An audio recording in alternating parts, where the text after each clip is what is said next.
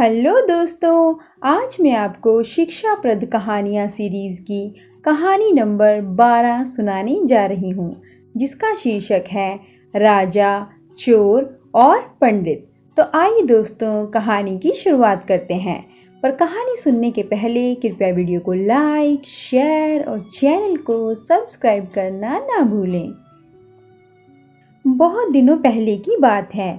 कलिंग देश में एक राजा थे। उनका नाम था इंद्रजीत। राजा इंद्रजीत गुणी लोगों का बहुत सम्मान करते थे, उनके प्रति श्रद्धा प्रकट करते थे।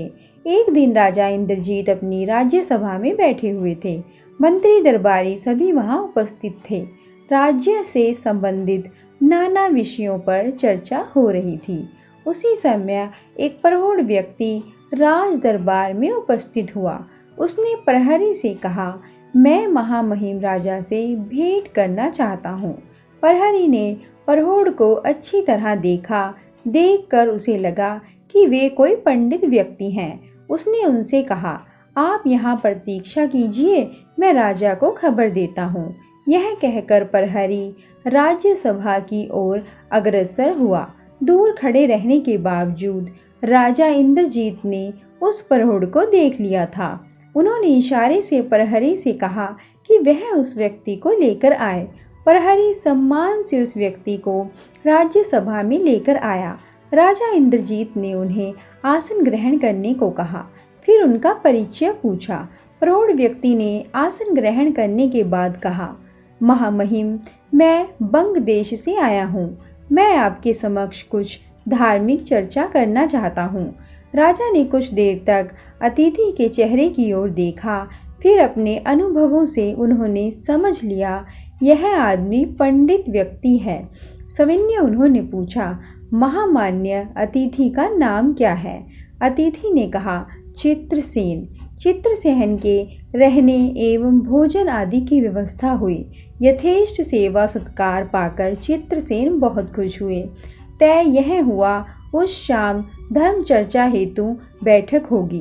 पहली चर्चा में ही राजा इंद्रजीत बहुत प्रसन्न हुए। उन्होंने चित्रसेन की भूरी भूरी प्रशंसा की। उसके बाद लगातार 3 दिनों तक धार्मिक चर्चाएं हुई। रानी भी प्रसन्न हुई एवं राज दरबार के सभी सदस्यों ने चित्रसेन के पांडित्य एवं उनकी वक्तृत्व कला से अत्यंत प्रसन्न होकर उनका स्तुति गायन किया। राजा के अनुरोध पर चित्रसेन और कुछ दिनों तक राजमहल में रहे। उसके बाद उनकी विदाई के उपलक्ष्य में उनके अभिनंदन का आयोजन किया गया। पंडित चित्रसेन को राजा ने स्वयंमाला आदि से आभूषित करके 1000 स्वर्ण मुद्राएं प्रदान की और कहा, गुणी जनों के सम्मान की रक्षा करना राजा का कर्तव्य है।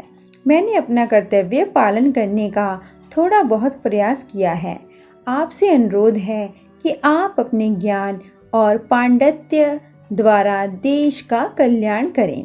राजा से विदा लेकर पंडित चित्रसेन ने अपने राज्य की ओर प्रस्थान किया। कलिंग देश से बंग देश की दूरी बहुत है। उन दिनों सामान्य जनों के लिए पैदल चलने की सिवा और कोई दूसरा विकल्प नहीं था। इसलिए चित्रसेन पैदल ही अपने देश की ओर चले। चलते चलते शाम हो गई तो वे एक धर्मशाला में पहुंचे। धर्मशाला छोटा था, कमरे कम थे। एक एक कमरे में पहले से 8-9 लोग जैसे तैसे बैठे हुए थे। चित्रसेन भोजन करने के बाद कमरे में गए एवं किसी से कुछ ना कहकर एक कोने में चटाई बिछाकर सो गए। इधर क्या हुआ कि जब चित्रसेन धर्मशाला में आए तभी कुछ लोगों को यह सूचना मिल गई थी कि यह विशिष्ट अतिथि राज दरबार से लौटे हैं एवं उनके पास पुरस्कार में मिली 1000 स्वर्ण मुद्राएं हैं। धर्मशाला में जितने यात्री थे उनमें एक आदमी दुष्ट प्रवृत्ति का था। दूसरे का धन उड़ा लेने में वह माहिर था। चोर के रूप में वह प्रसिद्ध था। वह चित्रसेन पर दृष्टि रखे हुए था। जिस समय चित्रसेन कमरे में एक कोने पर चटाई पर सो गए, उसी समय उस चोर ने चित्रसेन के ठीक बगल में एक चटाई बिछाकर अपना स्थान दखल कर लिया। रात गहरी हो गई। सब सो गए थे। लेकिन उस चोर की आंखों में नींद नहीं थी।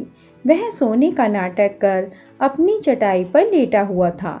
स्वर्ण मुद्राएं चोरी करने के लिए उचित समय का वह इंतजार कर रहा था। चित्रसेन घनघोर निद्रा में थे। उनकी नाक बज रही थी। चोर उठकर बैठ गया। उसने सोचा, यही मौका है। उसने चित्रसेन के सिर के नीचे तकिए को टटोलना शुरू कर दिया। वहां उसे कुछ नहीं मिला। कहाँ है मुद्राओं की थैली? वह अच्छी तरह जानता था कि उसके पास 1000 स्वर्ण मुद्राएं हैं। वह समझ नहीं पा रहा था कि स्वर्ण मुद्राएं गई कहाँ। रात भर जागकर उसने चित्रसेन के शरीर का अत्यंत सूक्ष्म निरीक्षण किया। कमर में भी कुछ नहीं। वे खुली दे सो रहे थे। उनकी कमीज की जेब भी खाली थी। उसे समझ में नहीं आ रहा था कि चित्रसेन ने उतनी स्वर्ण मुद्राएं कहाँ रख दी हैं। उसने चित्रसेन के बिस्तर की चारों ओर से पड़ताल की, लेकिन स्वर्ण मुद्राएं उसे कहीं नहीं मिली।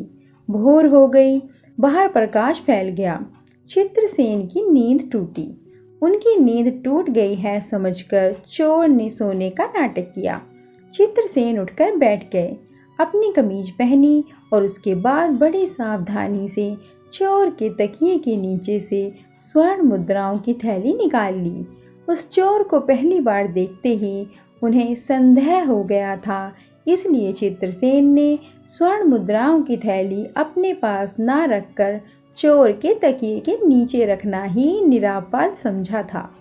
अब वही स्वर्ण मुद्राओं की थैली लेकर वे बाहर निकल आए।